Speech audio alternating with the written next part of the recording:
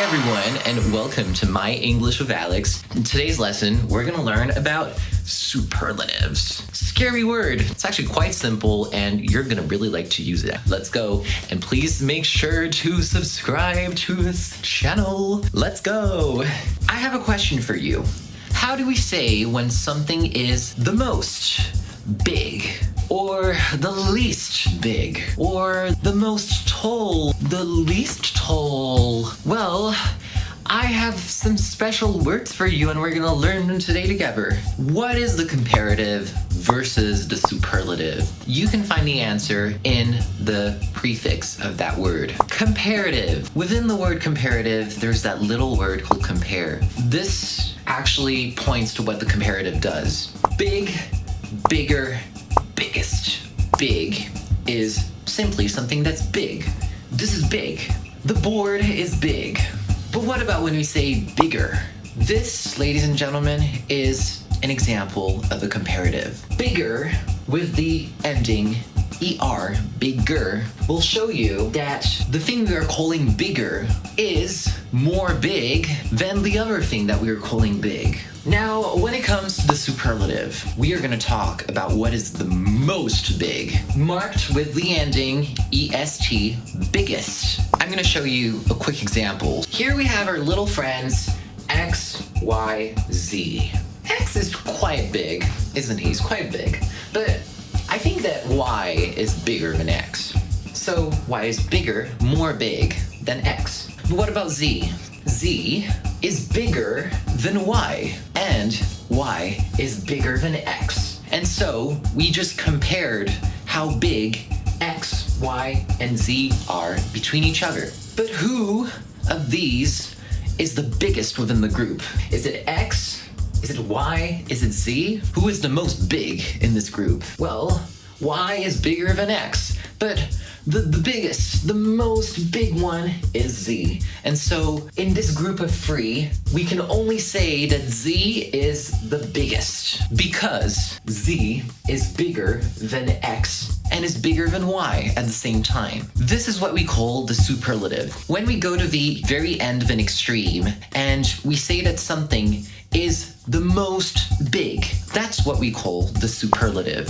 And it's actually quite easy to remember because there actually is the word super in superlative. When we look at comparative, we have the word compare in comparative. So we are essentially going to be comparing two or more different things.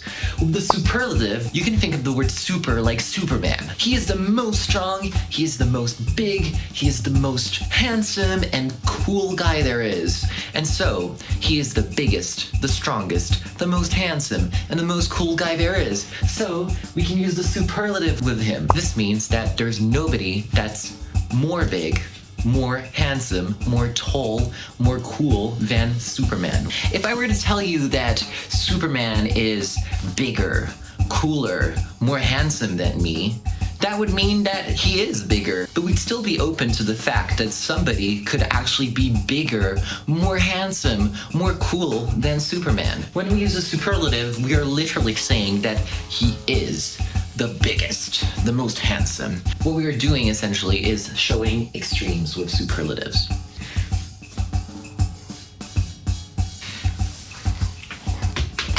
Now that we know what a superlative is, we need to learn how to form them. It's actually quite simple. I like to say use your intuition, but let's be honest, we can't use our intuition in English grammar. There's always some kind of rule. Are you kidding me? The first way to form a superlative is by counting the number of syllables a word has. Based on that number, we're gonna have a specific way to write out that superlative. With one syllable words, the comparative will of course have ER, so big, bigger. But the superlative, which is the most, will have EST, biggest. Huh? Why does it go from 1 G in big to 2 G's in bigger and biggest? That's some weird language stuff. I agree with you, it's really weird. If an adjective starts with a consonant, has a vowel, and then is followed by another consonant, so In big, B is a consonant, I is a vowel, and G is a consonant, we are gonna have to double that last consonant and then add our little ER for comparative or EST for the superlative. It's gonna go from BIG to BIGG, EST. Now, two-syllable words are a little bit more tricky, but don't worry, they're not too tricky. Either we end them by adding ER, or we can add a little word called more. Most of the two-syllable adjectives, for example, happy, end with either EST or by adding the word most. Why do we use most and also add EST? Well, first of all, we can't use both at the same time. You have to pick. Either it's I am the happiest boy alive, or I am the most happy boy alive. So when we use most, we actually keep the adjective as it is. We don't really change it. The truth is that you can use both. What does your gut feel like in this moment? If you feel like using EST, go on.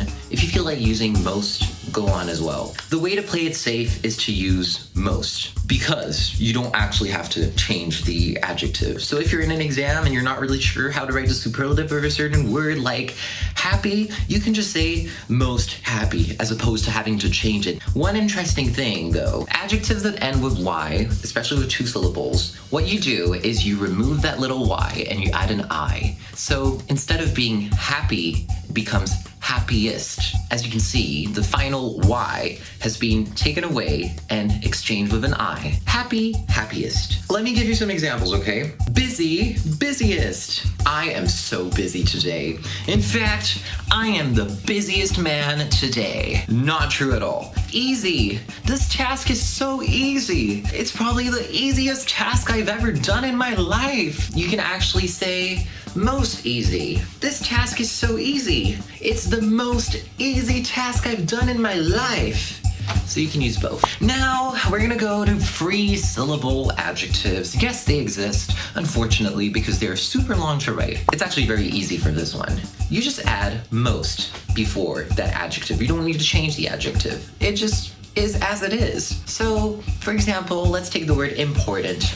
The king is very important. He is the most important person in this kingdom. My friend loves expensive things. In fact, he claims that he owns the most expensive watch in town. He better prove it, though. And of course, the bit that makes us all cry, irregulars.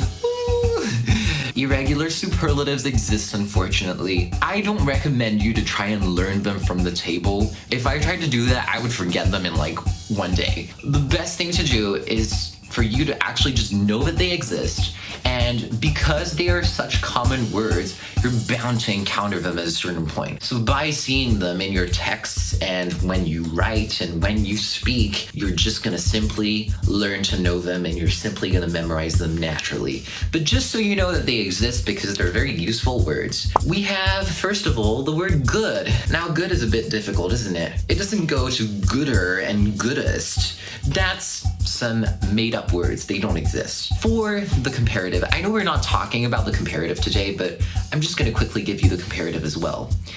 Good. Now, if we want to say something is more good, we're going to say it's better.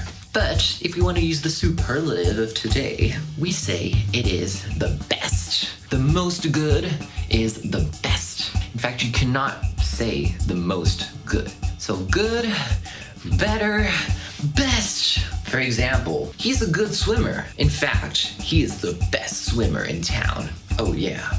Now we're gonna go with the opposite, bad. I'm gonna give you the comparative as well. More bad, what we say is worse. It's a very, very, very small difference, but for the comparative, we end with an E. Now, can you guess what the superlative of bad is? Worst. Except that in the superlative, which is the most bad, we end with a T. You can think of it this way.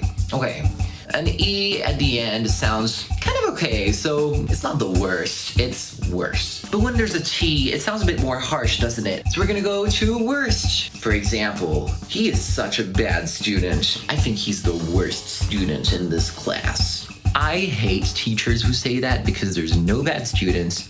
Every single student has their own ways of learning. I hate people who say that. Next, Next, we're gonna go to little. When we say something is a bit more little, we say less. And when we say something is the most little, least. As for the opposite, much, we go from much to what is a bit more than much? More. But what is the biggest form of much? The most. What's interesting about the least and the most is that even though they are superlatives, we can actually compound them, put them together with other adjectives so as to form a superlative. So for example, he is the least kind person I know. This means that he is, out of all the people I know, the person that is the most not kind that I know. What about most? He is the most outstanding student in this class. I want you guys to start using superlatives in conjunction with comparatives. I'm gonna make a video about comparatives very soon so you guys can actually know what it means. If you need any help, there's so many resources on the internet. There's some really amazing teachers on the net that are here to help you. I want you guys to look around your room, look around where you are, describe something, so use an adjective of something. For example, this board is big, and then you're gonna change this adjective to the superlative form. So you're gonna go from this board is big, this board is the biggest. Thank you so much, you guys, for watching. This was Alex, and I hope to see you in the next lesson. Goodbye, and have an amazing day.